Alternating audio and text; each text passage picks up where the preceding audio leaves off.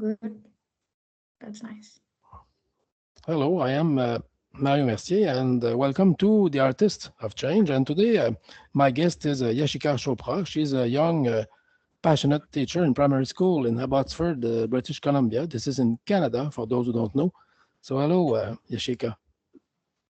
Hi, Mr. Mario. Thank you for inviting me. Thank you. So, how many years of experience now do you have as a teacher? I have around 5 years of experience. I've been teaching in India, and now here in Canada, it's been like around 8, 9 months that I'm teaching in a school. And before this, I was teaching at Kumon for a year and a half. And if you have to compare the life of a teacher in India compared to the life of a teacher in British Columbia, what would you say? It's very different over there. Teachers have like around 50 students to deal with, and here we have to take care of 27 students. It's hectic on both the places, but yeah, if you're passionate enough, I think then that keeps you going. You can just have that motivation in your heart that okay, I love my job, and then it's easy at both the places. But in Canada right now, do the teachers in even in primary school have disciplinary problems? Yes, absolutely. Oh, yes. If I talk about students at my school, so I teach in a private school, so students know that what discipline is. They are connected to God, they listen to us.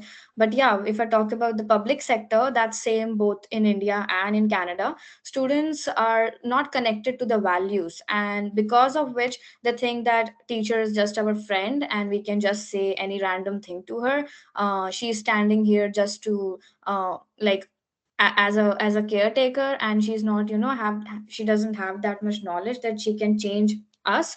So yeah, they have this attitude, and I think that's the thing at home also. They don't respect their parents, and from there then it comes to school. But if they are getting good values at home, then definitely that would portray, they would portray that character in school as well. But would you would you say that in general, the young students in India are more respectful than in those in Canada? They are absolutely. That connects to my point about the family values, because in India we Mhm. have these big families where students stay with their grandparents, their parents, and they are available for them all the time. Like when they come back home after school, so parents are there to ask that how was your day and everything. But here parents are so busy because of the economic thing that they don't have time for their kids. So that is what makes the difference. Students here are much more lenient for their studies, that okay, we'll do it.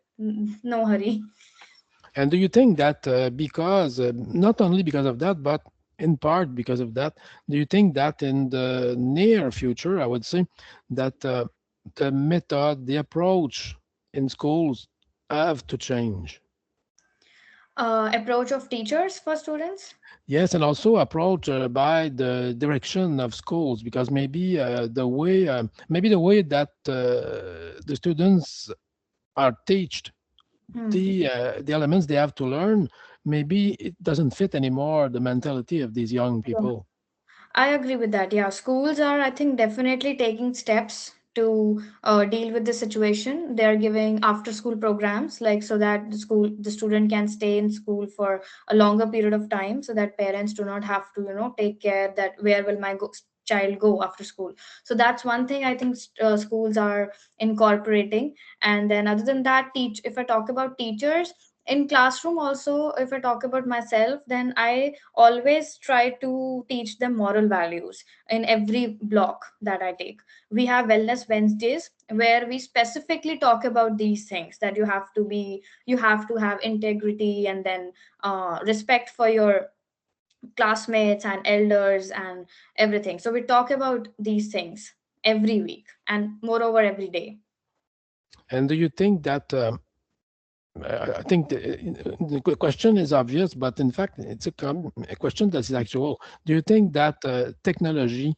changed that much the way of teaching and also the mentality of the students? Absolutely, technology is playing a huge role in the transformation. Like it's making learning more personalized and flexible. students are now learning at their own pace. If they find something is difficult, then they can take more time. If they can understand quickly, then they can move ahead. But yes, at the same time, it has cons as well. So when I give some research work to students, I think they're just researching for 5 minutes, and then rest of the time they're just investing in their games and all those things. And obviously internet is a place where they can find good things and bad Mm, things. And the bad things have a greater impact on their minds. It stays in their mm, mind for longer. I have these situations in my class also, where students come and say that I saw this random thing on YouTube. And so they are curious to know that what is it about. And as a teacher, I think we have to teach them, we have to make them digitally responsible, that what are the websites they should go on and what are the things they should not visit. So yeah. do you have in schools in British Columbia, do the students have the permission to have their cell phone in the class? Because in Quebec, they cannot anymore. No, in my school it's not allowed. Okay. After, I think in high school they're allowed to take their cell phones, but Mhm. for elementary it's not allowed. Okay.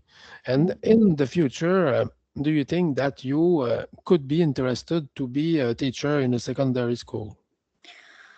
Secondary, as of now, my answer would be no. But more than secondary, I think I would be more comfortable with university level Yeah. students, because they're more responsible. Secondary are in some, kind of an attitude. I don't know. I have never been to a secondary classroom. It's just that back in India, I used to have, like, as TOC. I went there. We call substitution back in India. But so it's just that we go to their classroom for covering that particular block. So they are, I won't say that all the students are same, but yes, some of the students are really disruptive. And I think right now I'm not ready for that. Yes. University level students, as I mentioned, that I just completed my master's from Trinity, and my classroom, everybody knew that what they want from their lives. They have Mhm. a goal, so they are working towards that. So I think that would be my area of growth after elementary school. Yes, I think that right now, just what you said is very important because I think when students become teenagers, Yeah. they kind I think right now in the era that we're living, I think that they don't really, for most of them, they don't really have a real objective Hmm. concerning their future, and this is one of the reasons why they are so, like you said, disruptive when they are in secondary school. Yeah, I agree. They don't. I think they don't believe totally in their future because of the circumstances in society. For Yeah. me, this is a point. They see what's happening with their parents. They Mm. see on media, and also, like you said, they go a lot on internet, and they are more conscious of reality than in the past. So they kind of think probably what is in the future for me, what's in there for me, probably nothing because nothing works right now. So this is why they don't really care. They have an attitude of people who go to school because they are forced to go, because Yes. if they were not forced, they would not go probably. Yeah, right. Psychology also has a great role to play in here, I think, because when we were also students, in my classroom also, I had children who were like that, and I think it hasn't changed so far. Like Mhm. I graduated from my school around 8 to 9 years back, and I think still that thing hasn't changed at all. So yeah, school has altered their ways, teachers have altered their ways, but psychology is still the same. And do you personally, do you have once in a while to play the role of almost a parent or a confidant for some of your students? Yeah, every day, not just Uh, parent. I think we have to play a role of a doctor, of mhm. a technician, of everything. I think every role comes to play when we are in a classroom. If their pencil broke, we have to try to fix it. If they're not eating at their lunch, then parents tell us that please make sure that they finish their snack and they eat Mhm. their food. So as a teacher, we have to be in every role possible. And do you, I would like to finish on that because I know that surely that once in a while you have some thoughts about that. Do you eventually plan or at least think about maybe going back to teach in India someday, or do you plan to stay in Canada?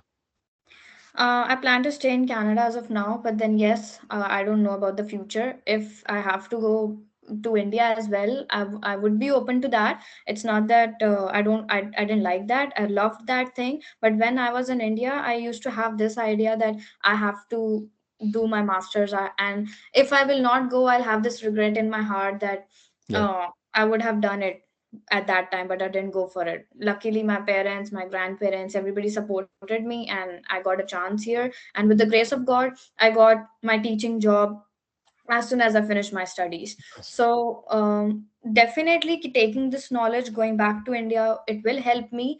But then, as of now, I would love to continue working here in Canada.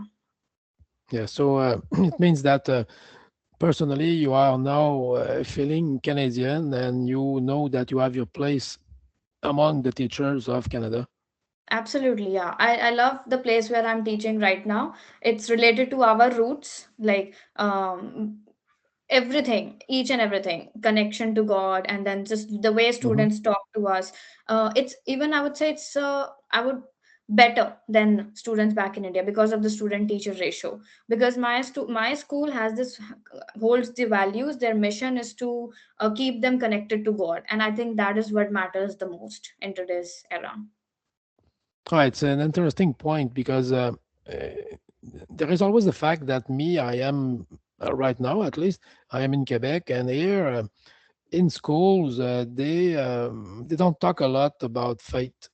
Hmm. They kind of rejected faith because there are no religious lessons at school, and Okay.